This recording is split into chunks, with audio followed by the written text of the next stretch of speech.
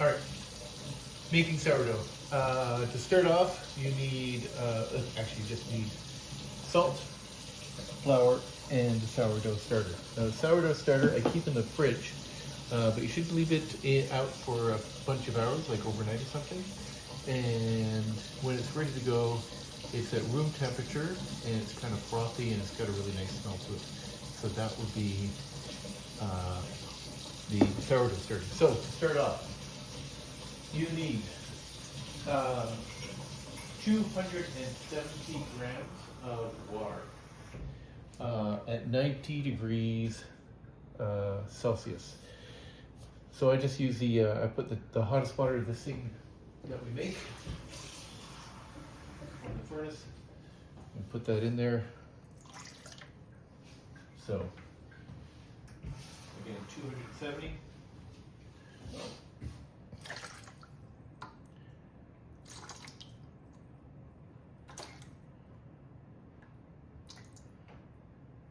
There we go. 270. All right, 270 grams of water. It's a little bit more than it should be.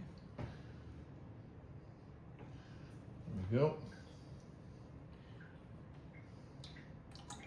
No, it's just messing with me. Okay, 270 grams. Then zero it. 11 grams of salt.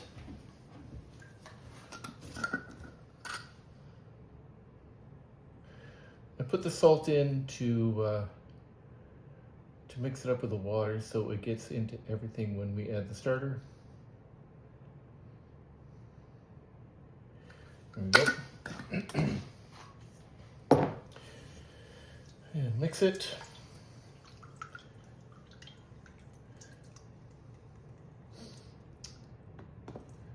Mix a little bit more. There we go. And then finally, the starter. So, 200 grams of starter. So here we go. It's kind of got the consistency of pancake batter. So here we go.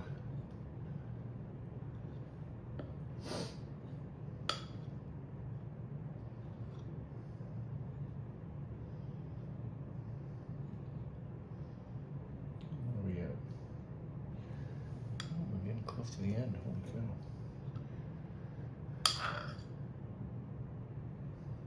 More.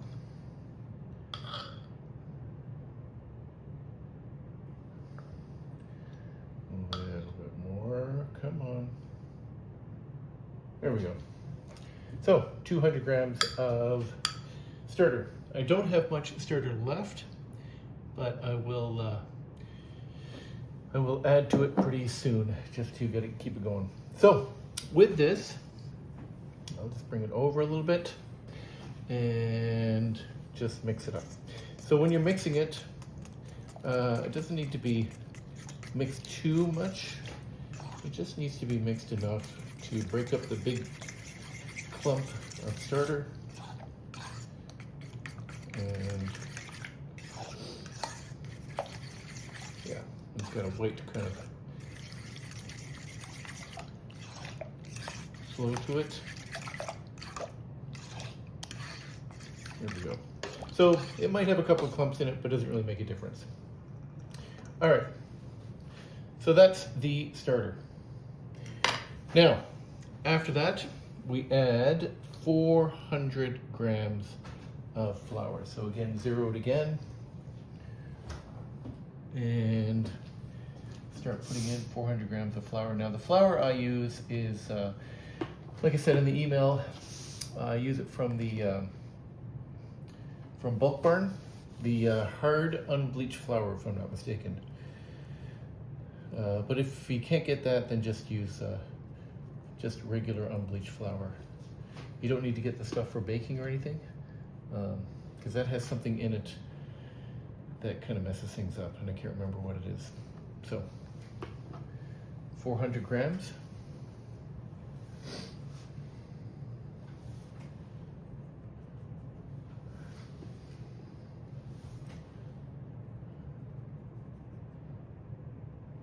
close, close. Come on. 410, I'll take a bit out. 403. There we go.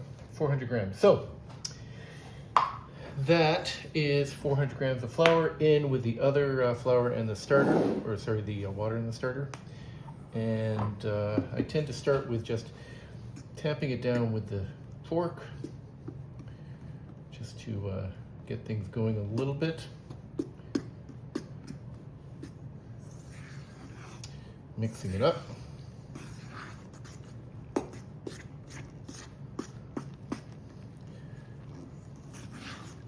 Yep, looking pretty good. And yeah, this is looking exactly like it should look. So I tend to, once it's mixed up with a fork, I take this out and wet your hands with cold water. So the dough does not stick to your hands.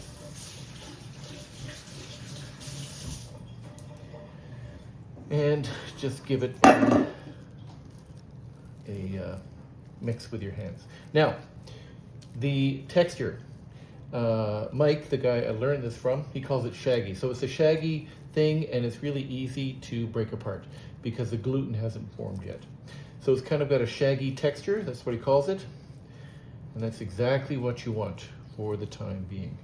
So it's all mixed and ready to go.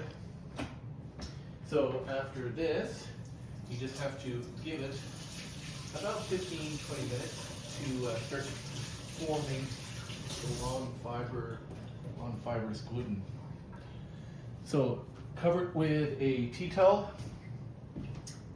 Leave it in a warm place, which is difficult to find in my house, but find it anyway, and we'll get back to it. Okay, we're back. Magic TV, we have it's been about 15-20 minutes. Just getting my hands wet so we can deal with the dough. So the dough has a, as Mike calls it, a shaggy texture, but it is slowly, as you can see, it is starting to make the fibrous glutens. So we just have to give it a bit of a, just work it, and I just keep working it back, kind of tucking it inside itself just to stretch the gluten out, like so, and it's starting to look a lot more like bread. Hopefully you can see that. Unfortunately, it's also starting to stick to my fingers again. So that's all you need to do for the first little bit. Put it back in, and then just let it sit for another half hour or so. And we'll come back in about half an hour. Okay, we're back. It is about half an hour later. It's risen just a touch. And what we're gonna do now is stretch the gluten and kind of fold it in itself, just so it's kind of constantly kind of folding in itself.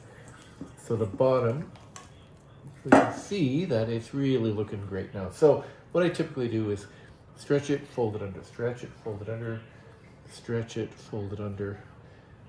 You just want to keep that going just for a few, not doing that much work with it, but just kind of stretching it and folding it under itself. And it's starting to look super, super smooth. And when it starts tearing, that's when you really should stop. So now the top of it is smooth and the bottom of it is kind of a jumbled mess. And that's fine, because that's what you want. So do that a few times, put it back in the bowl, and leave it. So when you leave it, I'm gonna leave it for about 3 or 4 hours. So leave it in a warm place for about 3 or 4 hours, and then we will put it in the wicker basket thing. So Right now it's about 6 o'clock at night, and I'll probably I'll put it in here at about 9 o'clock at night and then do the fridge, but I'll show you how to do that. So all told, if we look at the video so far, we're probably about 15 minutes. So really not that much time. All right, I'll see you guys in a bit. So again, cover it, put it in a warm place for a few hours to rise, and then like 3 or 4 hours, and then I'll show you what to do after that. All right, see you in a few minutes. Sorry, just one more thing about this. This is not later, but I've just stopped, but I forgot to add something. So it's smooth here, and underneath it's kind of mess because I'm kind of tucking it underneath. So it's smooth on the top and kind of a mess underneath. Well, not really a mess, but there's a folds underneath. That is the underneath. When we put it in the oven eventually, we flip it so the smooth is on the bottom and the ragged part is on the top. And that's because the folds show it where to kind of rise and sort of burst open a little bit. So you have that flowering kind of thing. If we put it in the oven this way, where the ragged side is on the bottom, it would have a hard time rising. So you'd have to kind of score it with a razor blade. But I prefer to have it the other way, where it kind of opens in weird spots. I think it just looks a lot better than to have it kind of a bit too manicured. So that's why we're stretching it and tucking it under, stretching it and tucking it under, stretching it and tucking it under, to stretch out the gluten and to smooth it out, and to also kind of bring everything in the bottom there, so then when we flip it open, it will flour easier in the oven. All right, again, put this in a hot place or warm place for a bunch of hours, and then we will put it in the wicker basket. Okay, we are back. It's about 4 hours later, and you can see that it has grown about, I guess about 30 or 40%. So we're going to now put it in the this wicker bowl thing. First thing you do is get some polenta stuff and sprinkle it in there. Just mix it around. And that's just to make it look really fancy when we have it afterwards. So there it is, ready to go. And with this, we don't want to disrupt it too much because there's air bubbles in there. So we just kind of wet your hands again, pull it out.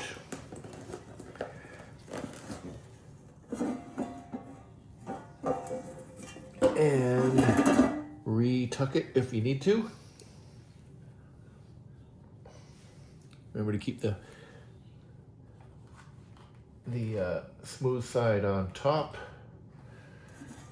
There you have it. So then, after that, you put a little nightcap on top.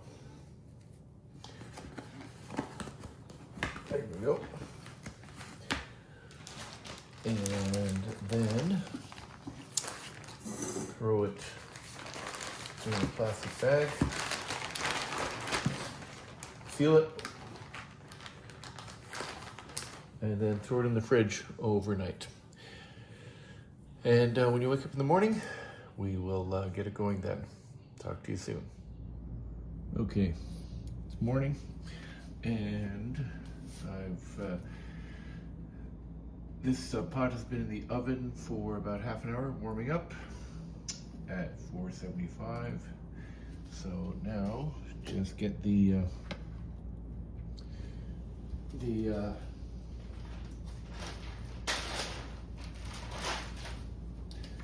dough.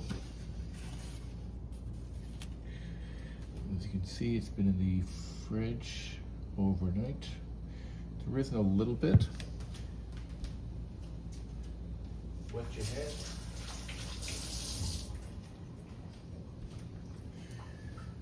And flip it upside down. And this is kind of the hard part. And let it kind of fall. Here we go. Okay, now you can see on the top, and then just dip this in like that. So it's got a little bit too much polenta, to be honest. It's not bad. So put the cover on top of the Dutch oven and throw it in the oven for half an hour. All right, 30 minutes done, and it's got to get in here to see what's going on. There we go. That's what it's looking like. So now we can see where it's burst open, and now we just give it, I'm gonna give it about 7 or 8 minutes. So 7 or 8 minutes just to brown the tops. Do 7 to begin with. And after that, it's all done. Just took it out of the oven moments ago, and this is the final product. And you can see where it was folded in. This was the smooth side here, and that's how it was sitting in the Banneton overnight. And then it flipped it over, and where it's been folded in is where it starts to separate, and you can also see the cool circular patterns from the polenta, which is very cool. Anyway, let it rest for 15 minutes and then chop into it.